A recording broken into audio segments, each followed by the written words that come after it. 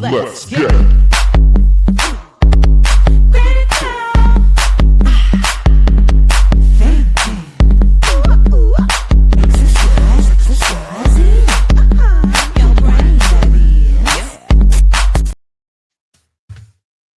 That is my favorite of all the intros.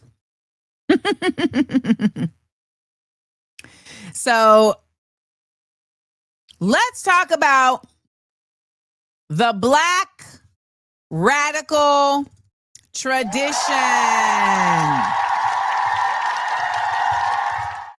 The Black radical tradition. Now, when I went on Surrounded, I said I will only do this within the context of a Black radical versus 20 Black conservatives. This is for a number of reasons, but the main reason because that's what I am, a Black radical. Now, this confused some people because they said, well, what is so radical about what she is about? I mean, she wants housing for all and Medicare for all, and she wants us to have an actual democracy. Correct. However, if you're looking around, not only is it radical to want these things, but it's radical to be Black and want these things. So now we find ourselves in this time of great upheaval where so many folks are asking themselves, what am I? I'm not a Democrat. I'm not an independent. I'm not religious. I'm not straight. I'm not, there's so many like frameworks that we've existed in for so long that are being disrupted. And so we have to ask ourselves, how do we create new frameworks? But we also have to remember that there are frameworks that have already been created that are just waiting for you. So let's talk about the Black radical tradition. The term was first coined in Cedric T. Robinson's seminal 1983 work, Black Marxists and the Black Radical Tradition. However, like so many movements of thought born from necessity, it existed long before it was named.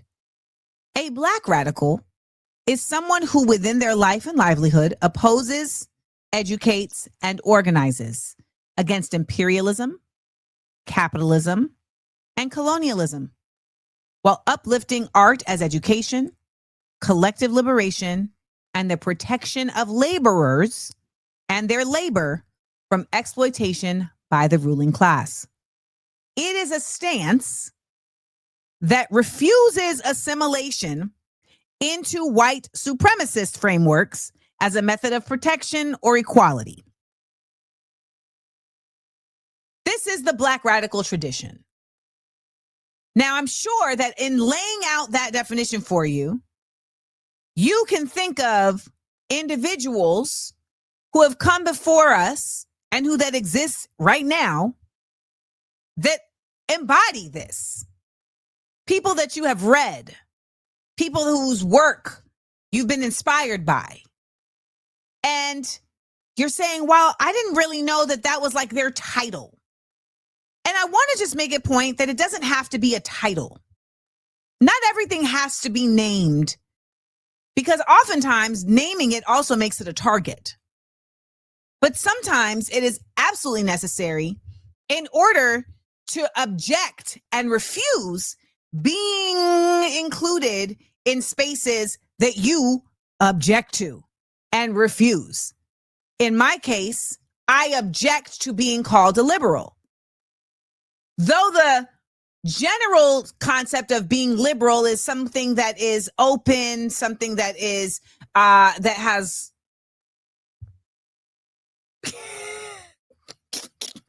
hello. Though the general definition of liberal is having more, we know that in the mix and the context of politics, that is not the case. We know that liberalism is actually the goal of preventing leftism. It is the goal of allowing a bipartisan party to be a bipartisan setup to be the only party system that exists. Liberalism at this point means that you only care about things when they affect you. It means you only center problems when they are your problem. That is what we were talking about during the election, when so many folks said, I don't care about Palestine. I don't care about trans folks. I don't care about working class folks. All I care about is if I am going to continue to be preserved and protected in this nation. Now, when we talk about they voted for who they voted for, what I think is always fascinating is that it absolutely ignores the fact that coalition building requires reaching over and saying, hey, check this out. Don't do that, because this is what's going to happen. And I know that that is exhaustive work. That is what Eric and David were telling us earlier. How it's the only work that can exist in a nation that has made up of so many people from so many walks of life, ethnicities, spiritual beliefs, classes, etc. As a Black radical in the Black radical tradition, I understand that as a Black person, I exist in a constant state of intersectionality.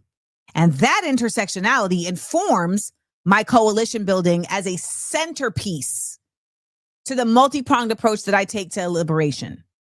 I cannot consider my own liberation and not someone else's, because there's no version of being a Black person in the United States that doesn't involve intersectionality and connectivity with someone else who is not a Black person. It just doesn't exist. So we, as Black radicals, are not actually radical in our belief system. We are simply radical in the context of an oppressive system.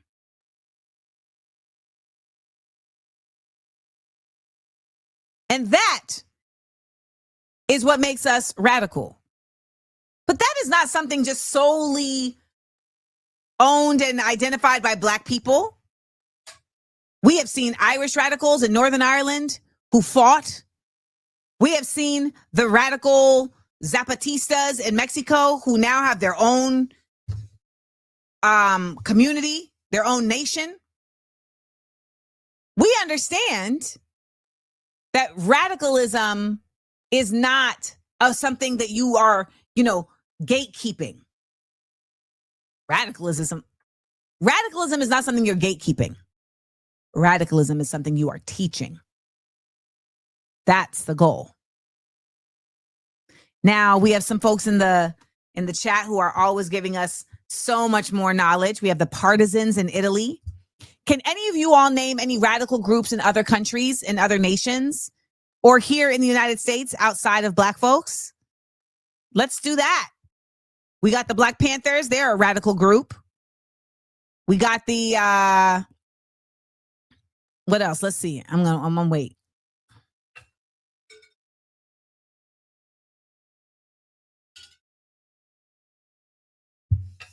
Camden said the ladies in Vietnam. The Kurds. Eugene Fuller said the Kurds.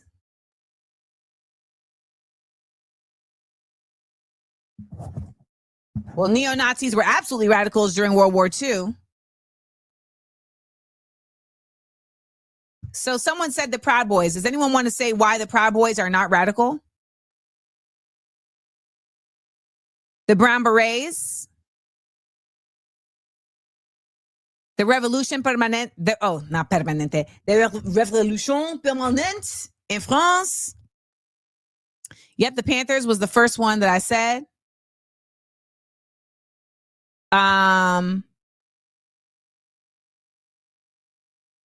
They formed Black as a social term and identity to be made as a means to scapegoat onto our people with true power that means to uprise and the likelihood they could overthrow the oppressive regimes. I think you're missing a word because I don't understand what you're saying. The Young Lords. Diana Craig. Yes. The childless cat ladies. We are radical. Yay! Thanks, Sankara. Union del Barrio. La Castritas. Can y'all name where these folks are from? Where these different radical groups are from? So I wouldn't say that Black Lives Matter in this iteration now is considered radical, only because they are essentially in alignment with capitalism as a like nonprofit organization that does a lot of like, Black excellence stuff. Correct, QTT. Proud Boys is not radical because they support the oppressive system. They support the oppressive system. Move in Philly. We know that Move was the site of the bombing in Philly. Nadutol out of Korea. We just had 2 members from Nadutol on the show last week. Please, when you're naming the folks that are radical organizations or radical groups or militias, etc., please name where they're from. We got FARC was from Colombia. We got the Nacionalistas de Puerto Rico. The Young Lords in New York, we mentioned that. The Semilla Party in Guatemala. Semilla means seed. The Mujeres of Oaxaca, that's in Mexico. JAM in Trinidad. Now, someone says, is being labeled a Black radical the same as being called a revolutionary? I wouldn't say it's the same, but I do think ultimately, if you are a Black radical, you understand that revolution is imperative because reform means using the tools of the master that essentially will continue to create the uplifting of the master's home. Sendero Luminoso, Shining Path in Peru. The Black Guerrilla family in San Quentin, meaning in San Quentin prison.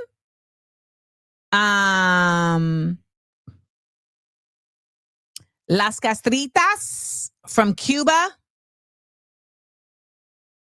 What else? Yeah, that's the thing about BLM. They're corporatized. Great. That is that. Rastafarians in Jamaica. LTTE, the Tamil Tigers in Sri Lanka. Anyone else? The New Jewel Movement in Grenada. That was a radical movement started by Maurice Bishop and Bernard Codd. And this is interesting. Jamil Ramji said that they're finding it difficult to simply Google radical groups in Canada as it generates links to terrorist databases. Well, I can tell you that it is quite common that radical groups are labeled as terrorists. The ANC, the African National Committee, I can't remember what the C stands for. They were considered a terrorist group until like the 80s. Yes, H group. H group is a radical group. Yes. So let's talk about folks that we know from the radical tradition, and then we're going to go over some books of the radical tradition. Okay, Antifa. I don't know that Antifa counts, but okay.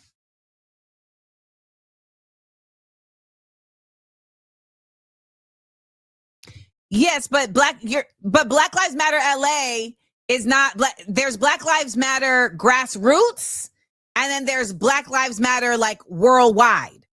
And those are 2 different things. The Mau Mau of Kenya. Yes. Antifa are radicals too. All right, y'all. So let's name some Black radicals. I wish that I had pulled up pictures of all these people, but I did not. So let's talk about it. Malcolm X. The Black Panthers, which of course includes Chairman Fred Hampton, Kathleen Cleaver, Huey P. Newton. This is the Black radical tradition. June Jordan, Angela Davis, Paul Robeson, Dick Gregory, Toni Morrison. This is the Black radical tradition. Manning Marable, Robin D.G. Kelly, Joy James, Nikki Giovanni. This is the Black radical tradition. James Baldwin, Nina Simone, Gil Scott Heron, Muhammad Ali. This is the Black radical tradition. Public Enemy, Sister Soldier, Amira Baraka, Alice Walker. This is the Black radical tradition. Miriam Makeba, myself, and many others that I hope that you will drop in the comments. This is the Black radical tradition. The tradition of thinking radically that everybody deserves the right to life, liberty, and the pursuit of happiness without any injunction made by corporatists, made by capitalism, made by racism, etc. And within the Black radical tradition, we continue to also center education as an imperative part of not only the work that we're doing, but of our identities, because we understand education as not simply just a means to an end, but a means for change. So let's talk about some books in the Black radical tradition, right? Because what I feel like a lot of folks are doing now is just watching videos. And one of the brothers that I spoke to on the panel said that his knowledge of DEI came from watching clips. Lord bless him. So let's talk about some books in the Black radical tradition. Now, these are going to be books from all over the world. Aimé Césaire, Black Colonialism. Now, it was in this book that Aimé Césaire said that Hitler was only considered the worst because he killed white people. Okay? And he was very much like, he killed white people, but there are many other people who have killed many other people that were just as bad. Kwame Ture and Charles V. Hamilton's Black Power, The Politics of Liberation. This book really, I feel like, just does a real straight, direct addressing of what is Black Power and what isn't. And I know that some may say, like, well, I would obviously know the answer to that. However, that's not true, particularly when a lot of the times we are indoctrinated in ways that we simply just don't realize. You know, we don't really know the ways we're indoctrinated until we know. Blood in My Eye does a similar work that Black Power does. It was written by George L. Jackson from his prison cell in Soledad Prison. And he really helps to reestablish for you your mind outside of the perimeters that capitalism and colonialism have built. And I think what we do is we end up padding those walls because it feels safer to know that they exist. But the truth of the matter is, what we have to do is start chipping away at those walls. We can't really do that if we aren't acknowledging that they are there. Next book, Black Marxism, The Making of the Black Radical Tradition by Cedric J. Robinson. So this book has a really just clear addressing of how Marxism and socialism serve as an undercurrent to Black radicalism, framing Black radicalism as something born out of anti-capitalism, which, for what it's worth, is pretty obvious because, you know, capitalism was the undergirding of slavery. So to see so many people constantly saying that, you know, we need to get over slavery and we need to protect capitalism, it's really nonsensical, because it is the protection of capitalism that has allowed for slavery to just change its name over and over and over again. And we live right now in a country that not only has had slavery since the 13th Amendment made the concession for being for slave labor for anyone convicted of a crime, but we are watching it expanded as we are seeing immigrants and non-immigrants alike just snatched up off the street and thrown in the bin, and they will be used for labor that is at little to zero cost. Next book, Assata's autobiography. Now, I will full disclosure, I have not read her autobiography yet, but obviously, Black radical. Angela Davis, Women, Race, and Class. So this is a great book for really just acknowledging the intersectionality of how these three things exist and understanding that we just simply cannot look at them in their own silos. They have to be viewed intersectionally because they are intersectional. Now, she doesn't use that language of the word intersectional, but she is describing it in the way that she is presenting her thesis. The Wretched of the Earth, Frantz Fanon. Basically, he just is saying colonialism is trash. Let me tell you how. All of these books, I will tell you, they're not like light reading. Okay. They're not like just, casual reading. But we ain't in casual times. We Refuse, A Forceful History of Black Resistance, Kelly Carter Jackson. Now, this book breaks down through different sections like force, flight, joy, etc., the ways in which Black folks have resisted in many times throughout this country's existence outside of the law. Okay? Freedom Dreams, The Black Radical Imagination. Robin D. G. Kelly was my thesis advisor for my graduate thesis at Columbia. And this book, it really is giving you the groundwork to not simply just look at theory for Black radicalism and Marxism and socialism within the confines of our current state, but to expand that beyond. And that is so imperative, understanding our imagination as resistance, which is a great interview that I did with Ruha Benjamin, who we all know at her Spelman College speech, in her Spelman College keynote said, Black faces and high spaces will not save us. We did an episode of Small Doses Podcast where she talks about imagination as resistance, and it was incredible. The Myth and Propaganda of Black Buying Power by Jared A. Ball. Jared A. Ball is a professor at Morgan State, and he's going to be coming on the show in a few weeks.